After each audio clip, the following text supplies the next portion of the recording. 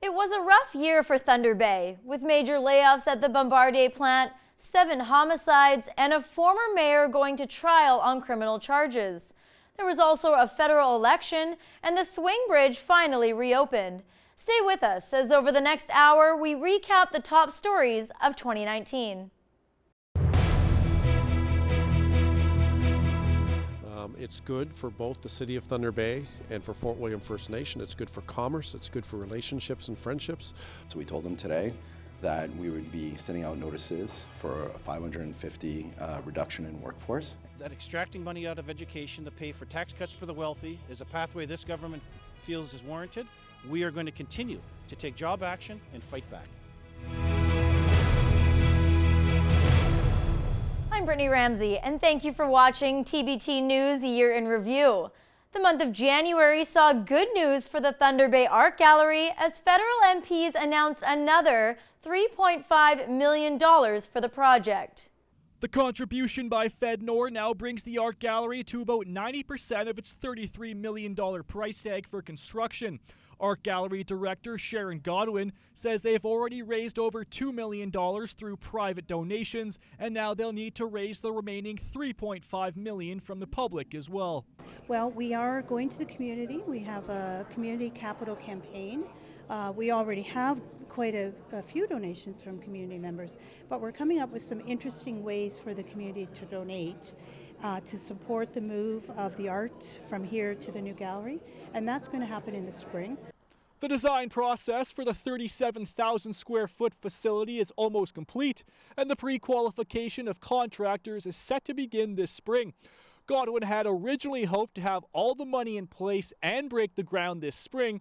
However, the construction process will likely be pushed back until 2020. So, we hope that we can start construction maybe later this year or definitely 2020. We would like to have the majority of the money by the end of this year.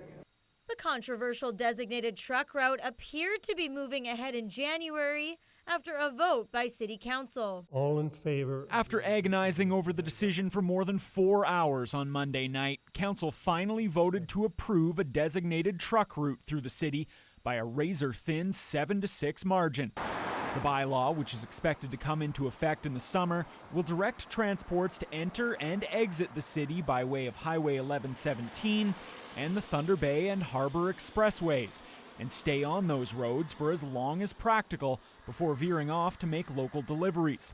The decision is welcome news to many residents on West Arthur Street and Dawson Road who've long complained that the amount of heavy truck traffic has outgrown those 2-lane roadways. I came around a corner driving west on Dawson Road to see an oncoming truck in my lane trying to pass a snowplow and a line of vehicles behind it, where I had to slam on the brakes just to not get hit by a truck trying to pass a snowplow during a snowstorm.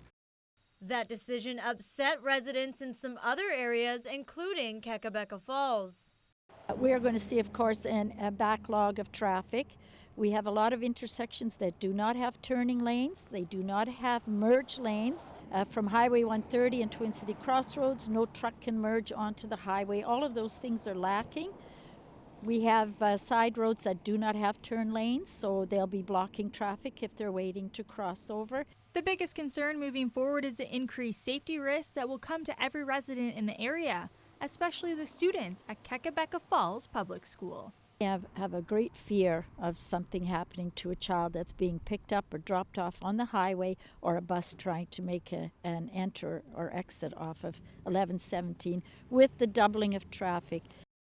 Also in January, OPP received a call about a body on Highway 527 just past the Mount Baldy turnoff.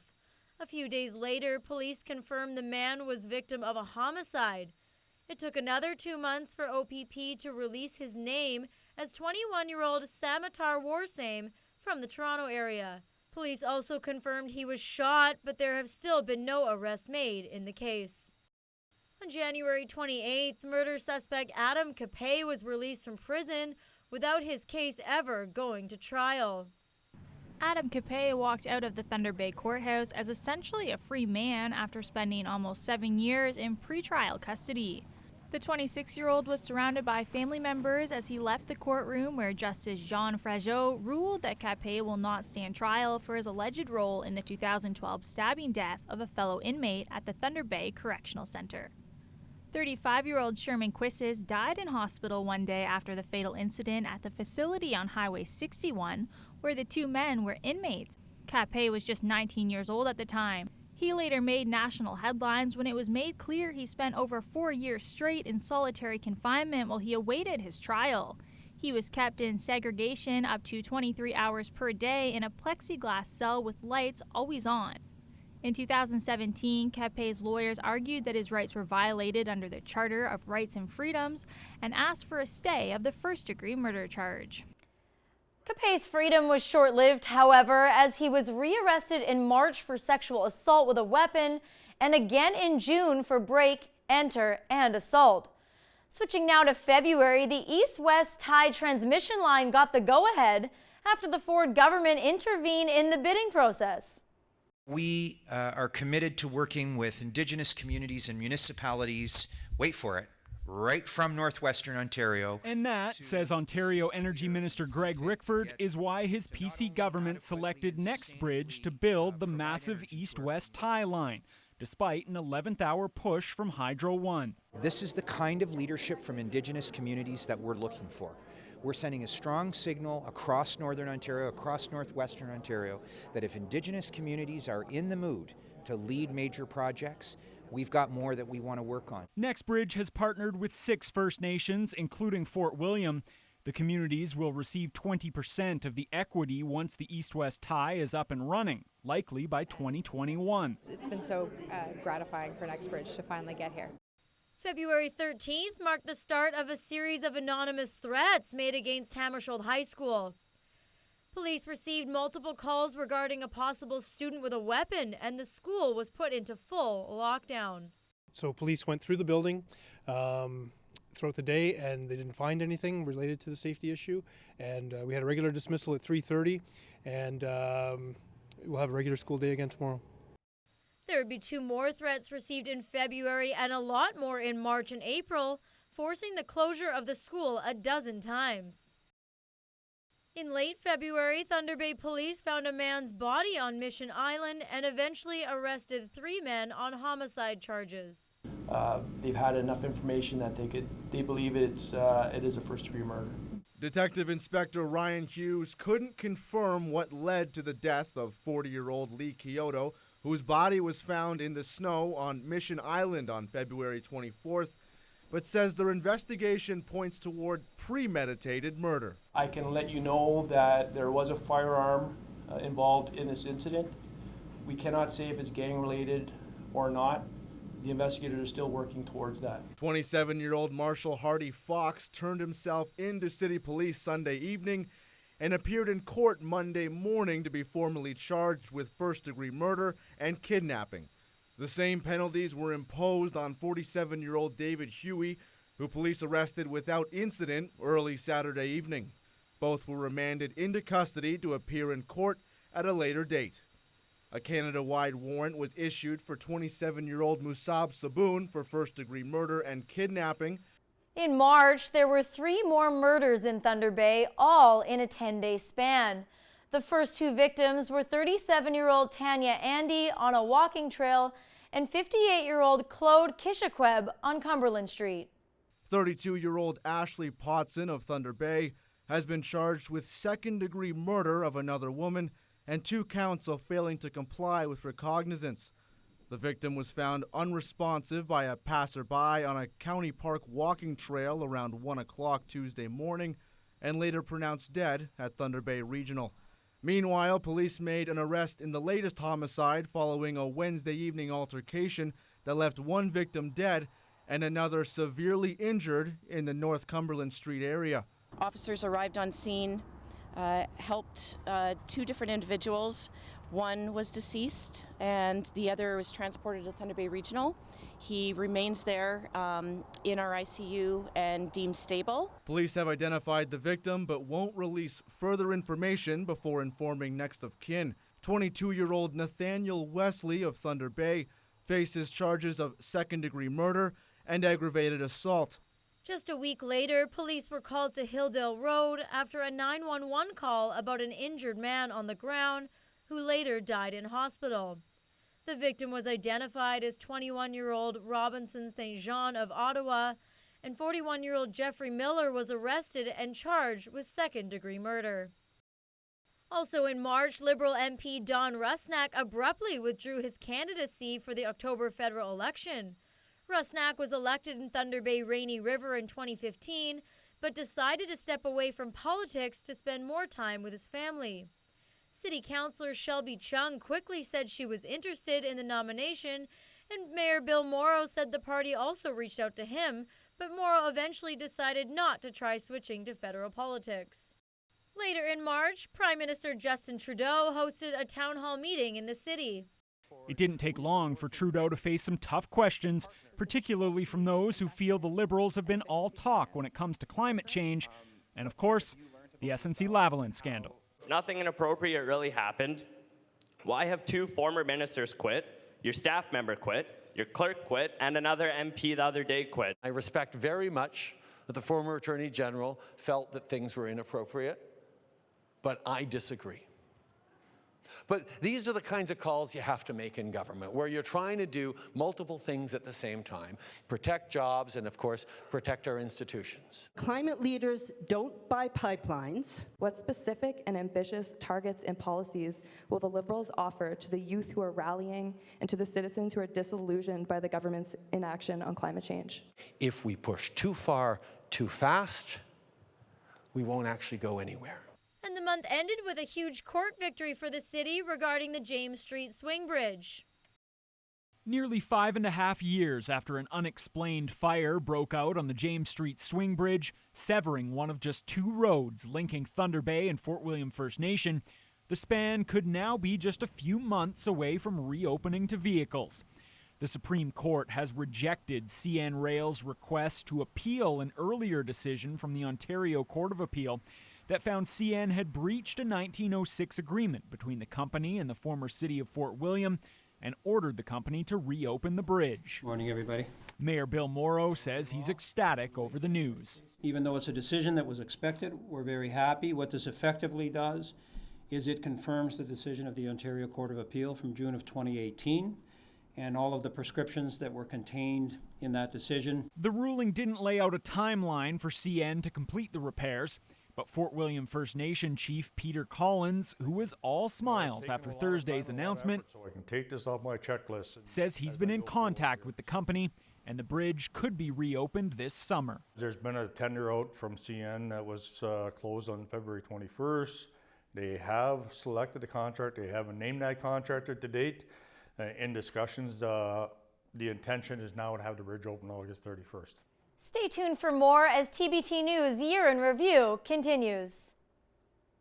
Welcome back to TBT News Year-in-Review.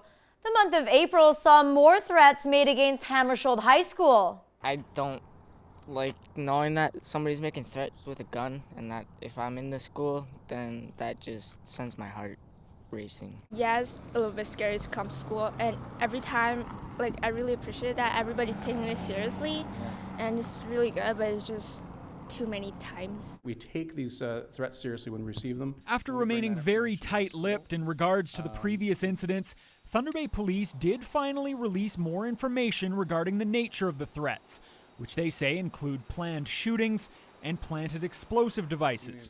Inspector Derek West notes this latest tip was about a bomb. We searched the schools, we searched the grounds, and we didn't find any evidence. The anonymous threats and school closures continued for 2 more weeks until police finally got the cell phone information they needed from Crime Stoppers to track down the young culprits. After over 30 individual threats that resulted in 12 closures for Hammersholt High School, Thunder Bay Police made 2 arrests on Wednesday.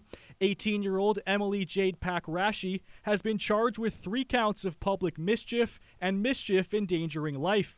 And a 14-year-old boy, who can't be named under the Youth Criminal Justice Act, was tagged with the same charges, but with 4 counts of each. Detective Inspector Ryan Hughes describes what led to the arrests. And over the last several weeks, we were tracking a specific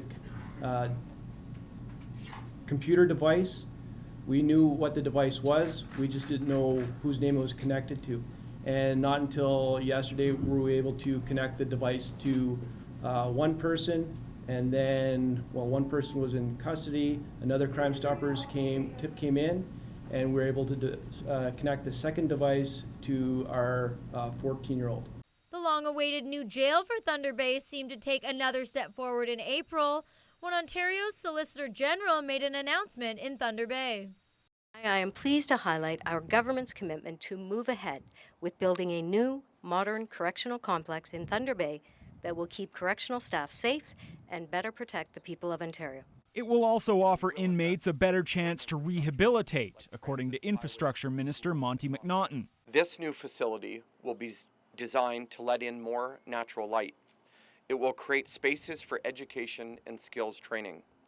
There will be spaces to deal with addiction. The announcement is the same as that made by the previous Liberal government 2 years ago. This is great news, and to have that commitment from the government of the day is very, very important to all of us. We want it to move forward as quickly as possible. The ministers wouldn't provide a timeline for construction or when the new jail will open. When asked why residents should feel confident that the project will go ahead after past governments have made the same commitment, Jones was unequivocal that this time it's happening. You're not going to have to be patient for long. You are going to see action from this government. Thunder Bay's sixth murder of the year occurred at the end of April on a sidewalk along East Victoria Avenue. 32-year-old David Vernon Gregorovich has been charged with second-degree murder and robbery after 52-year-old Andrew Eyre was found in broad daylight on the sidewalk Thursday afternoon on the corner of Victoria Avenue and North Street. EMS attended an unconscious male at Victoria and North where he was transported to hospital. Police began their investigation. Through the investigation, it was determined there was an assault that had occurred, and just over the weekend, Mr. Eyre passed away. The investigators, through video and through interviews, determined that it was a homicide. Police later arrested a second suspect in that murder, 23-year-old Jason Raven. The month of May began with the long-awaited opening of Thunder Bay's first four-star hotel, the Delta Marriott at Prince Arthur's Landing.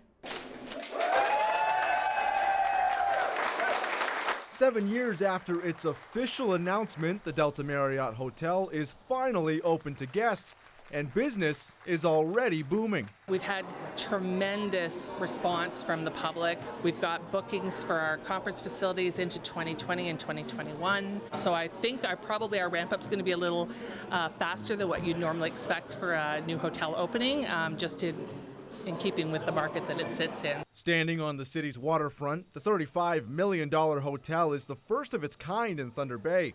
For prices ranging from $160 to $490, guests are offered a refined, four-star experience in one of the area's most desirable locations.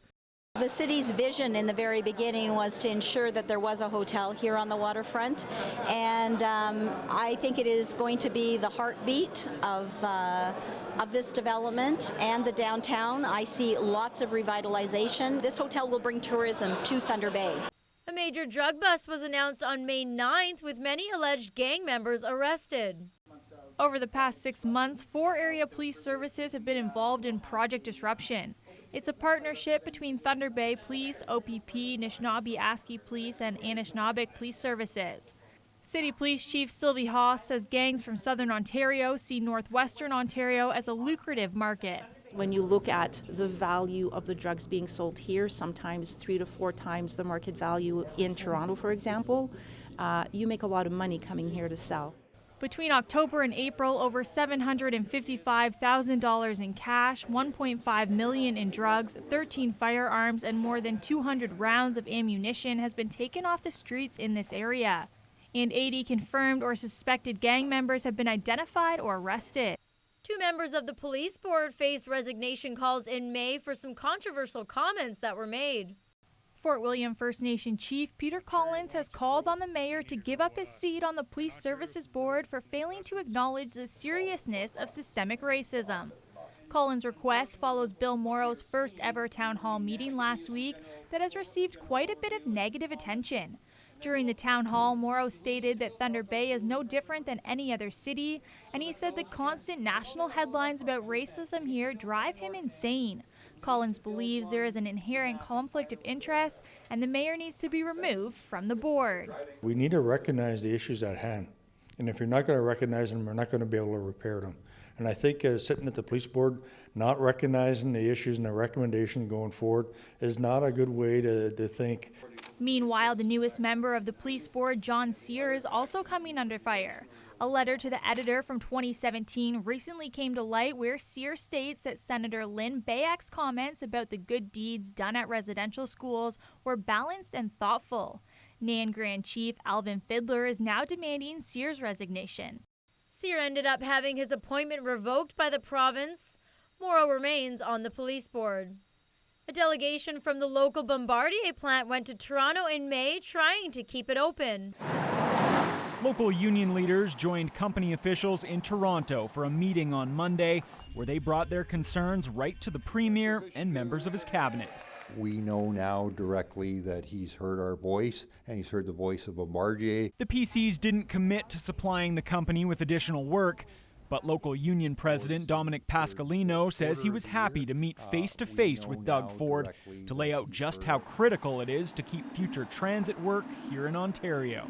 A signature from him on a work order for more cars will do a lot for our plant, and we made that very clear to him. And it seems the delegation's message was heard as a big announcement was made by the province in June.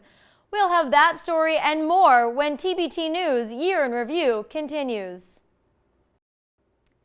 Welcome back. In June, Ontario Minister Greg Rickford announced that a much-needed contract was in the works for the Thunder Bay Bombardier plant.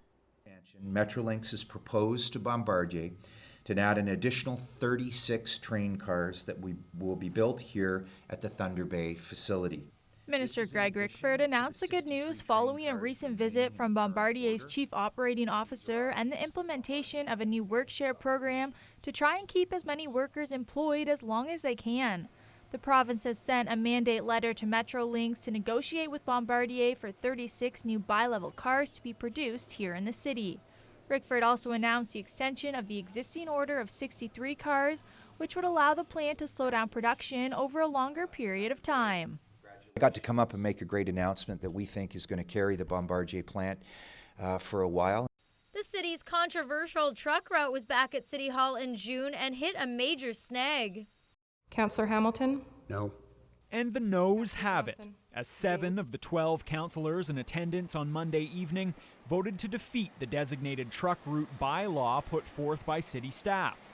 Council is now in an odd position, having approved the DTR, but without a bylaw to implement it. Really makes us look very, very sloppy as a council. The decision angering longtime truck route advocate Trevor Gertuga. The at-large councillor lobbied for years to remove transports from Dawson Road when he represented the McIntyre ward. He sees this as a stall tactic by those who oppose the route. People don't want the information. People just want to, obviously, as they discussed previously in the back room, just shoot down this bylaw.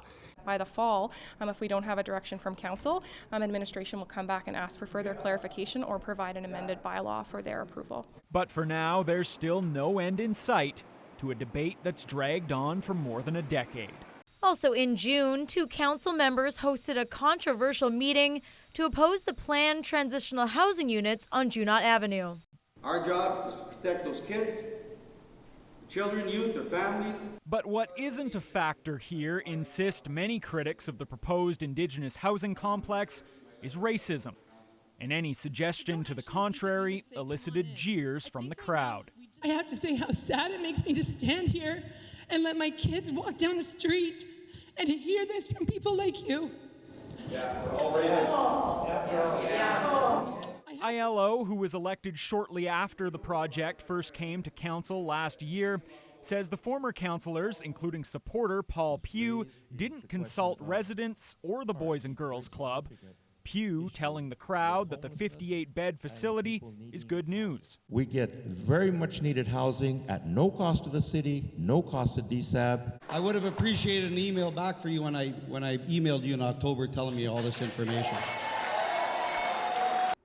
month of July kicked off with what organizers and music fans were calling the biggest and best blues festival ever.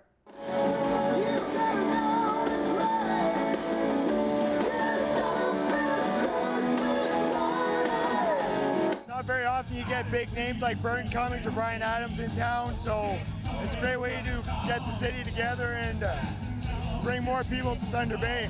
It doesn't happen very often. In fact, Bryan Adams was the most expensive act to ever grace the Blues Festival stage, begging the question if this year's event was the final installment in Thunder Bay. Yeah, no, there seems to be this rumor going around because I think people are going, how could they ever top this? But at this point, all systems indicate, all indications are that we should be looking at going ahead with next year. Bombardier workers got the news they were dreading in July about major layoffs coming at the plant. So we told them today that we would be sending out notices for a 550 reduction in workforce, and that reduction would start taking effect the first week of November. Many employees came in on their day off for the town hall with mixed emotions on what this means for them going forward. Some understand it's the cyclical nature of this industry, as the Toronto streetcar and Metrolinx GO train orders are wrapping up at the end of the year. But many here are still worried about the impact of being laid off. A big project for the Salvation Army got the federal funding it needed in July. Minister Patty Hajdu was on hand to deliver the big funding announcement from the federal government. The $3 million will support the Salvation Army's Journey to Life project, a new building that will include 46 shelter and supportive beds, along with 20 transitional apartment units aimed at helping men escape homelessness. The Salvation Army had applied for the support through the National Housing Co-Investment Fund. Hajdu says the project was a natural fit. The National Housing Strategy is really focused largely on making sure that we increase stock and that it's affordable and that the housing is there for people that are struggling with access to housing. So, the Salvation Army's vision of having supportive units as well as independent living, it really fit well with that model. Having this application be successful is huge because we had a funding gap, and so this basically closes that gap and allows us to move forward. City Council took a big step in July towards building a new indoor turf facility at Chapels Park. Council voted 10-1 to invest $4.25 million in design and engineering work to move ahead with constructing an indoor turf facility at Chapels Park. But the estimated $30 million project will not include the 6 tennis courts which were added in last month. Administration estimates that it could add as much as $9 million to the final price tag. Tennis will now be re-examined once a subcommittee is formed next week. Councillor Andrew Fold says despite his upset over removing tennis, he says going ahead with this facility will bring together the community. I see it as an investment in our youth. I see it as an investment in our seniors and our family. I see it as an economic investment.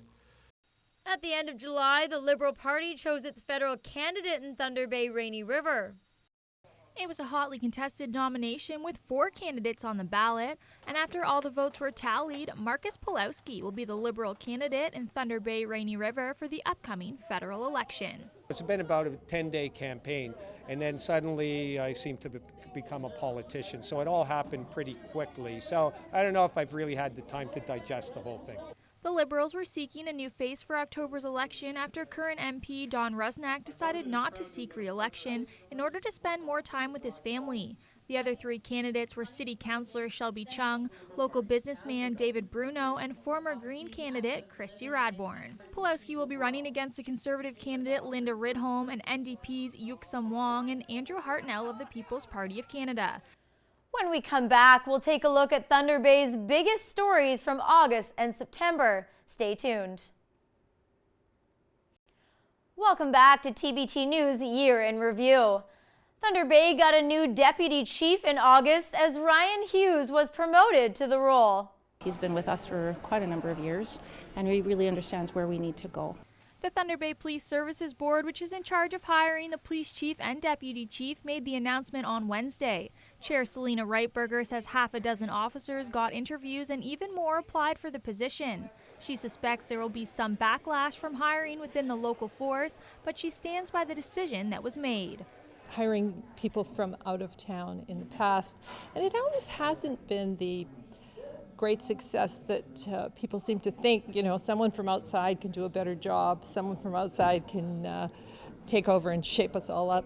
We're going to shape ourselves up, and I'm very, very confident that Ryan will have a big role to play in that.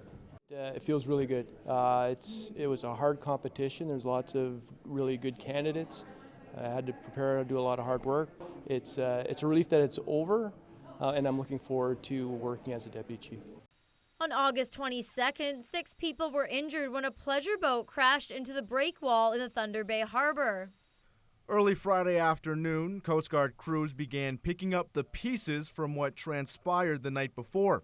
A crane and crew worked to lift a watercraft from its resting place after crashing into the breakwall just outside the Thunder Bay Marina at around 11 p.m. The breakwall is unforgiving. Inexperience on a boat or inexperience on navigating in the dark probably didn't help the situation. Emergency services rescued 6 individuals from both boat and breakwall. The victims were transported to Thunder Bay Regional with varying degrees of trauma. Responders say 1 passenger suffered life-threatening injuries, and all 6 are lucky to leave the scene alive. Oh, it absolutely could have been a lot worse. They could have been in the water, which would have really caused a problem, especially if they were away from the boat at all or away from the breakwall. So searching for additional victims would have been a really big challenge in that water at night. The operator of the boat, 50-year-old Gary Wenzel, was charged in November with impaired driving and dangerous driving causing bodily harm. Also in August, city police found out they'd be left out of guns and gangs funding by the province. $65 million was given to Ontario by federal crime reduction minister Bill Blair, but the money all went to the Greater Toronto, Peel Region, Golden Horseshoe, and Ottawa areas. This marked the second time that Thunder Bay was shut out of guns and gangs funding, despite the increased presence of those types of crimes in our city. Deputy Police Chief Ryan Hughes says Thunder Bay is still waiting. It's disappointing that the North is not recognized because there is issues here. We see it, the OPP sees it, NAPS and APS see the issues. The issue is happening in Thunder Bay. They're not local people, like I've said in the past. They are from the Toronto area and Ottawa. The month of September brought a new type of concert to Marina Park. The Wake the Giant Festival was aimed at reconciliation and making Indigenous students feel welcome to Thunder Bay. It was a night to remember, especially for a few Dennis Franklin Cromartie High School students who took the stage with Canadian rockers July Talk. In front of a crowd of over 3,000 people, the students challenged the audience to expand their understanding and appreciation of culture through music. It was a performance that July Talk singer Peter Drymanis says stole the show. It was a dream. We got to rock. These guys played guitar, and we had written a song a long time ago. The students helped co-write the song Morning Keeps Coming Back over the past 18 months. DFC student Nathan Meekus played the guitar on the track and says the song brings attention to the difficulties some students from remote First Nation communities face when living in the city. It's about how whenever we came to school, everybody seemed like they were just following us around in their stores, and but it's like a positive message. The federal election campaign got underway on September 11th, and the Thunder Bay Superior North riding had a full slate of candidates hoping to attract voters. People are worried. They're worried about the state of the environment. They're worried about their own futures and how it's interconnected with environmental change. I needed to, hear it from the people. The concerns about housing, about employment sustainability, climate change, and healthcare. Climate catastrophe, climate challenge, climate emergency is the Green Party. For people who think that's an important issue, and that should be all of us really, I think it'll be a big factor. Over in Thunder Bay Rainy River, the list of candidates was just as long, with the NDP's Yuk Sim Wan hoping to win back the seat for her party. And to be able to bring that knowledge and the experience to the forefront as being an advocate for Northern Ontario, for all the communities and the people, has really been an easy transition for me. After wrapping up her final term on City Council last year, Conservative candidate Linda Ridholm has been counting down the days to begin this campaign. Now we can really go put up our signs, we can advertise, we can, make the people more aware that there is a very important election coming up in October. The Green Party's Mata Jong is making her second foray into politics after running in the last provincial election. Pulowski is making his first election run for the Liberal Party. Pulowski's campaign got a boost in late September when Liberal leader Justin Trudeau made a campaign stop at Lakehead University. After navigating his way through a sea of handshakes and selfies, Justin Trudeau wasted little time once he arrived at the podium in front of the partisan crowd. Hello, Thunder Bay! The Liberal leader's strategy was immediately clear. Completely intertwine Conservative leader Andrew Scheer and Premier Doug Ford in the minds of Ontario voters. He's asking you to double down on Conservative politicians and policies, to double down on cuts and austerity, to double down on Doug Ford. But outside, the message was different. Trudeau must go! As protesters gathered largely to decry Trudeau's climate record. We don't want more pipelines. We're protesting because we want a better future. One demonstrator even made his way inside, causing a brief scene in the crowd as the Liberal leader delivered his message before being escorted out.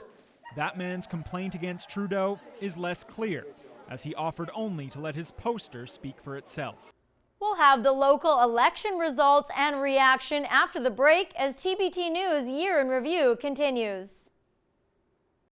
Welcome back.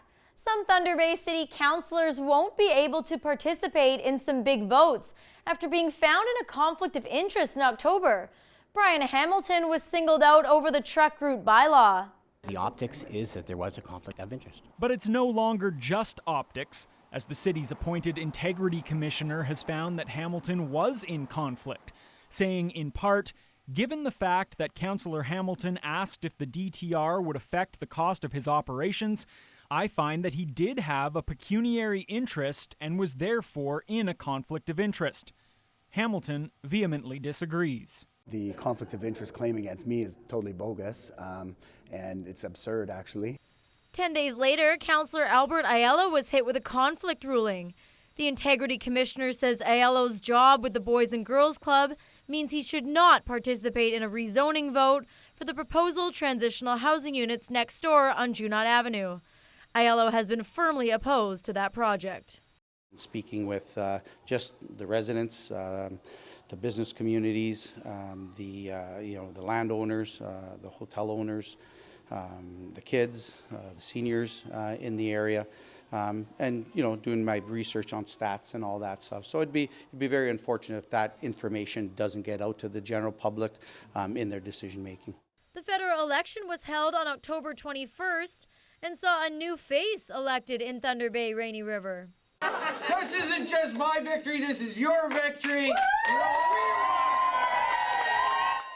It was a night to remember for Marcus Pulowski as the first-time candidate held on to the Thunder Bay Rainy River riding for the Liberals for another term. When all the ballots were counted, Pulowski finished with just over 14,000 votes.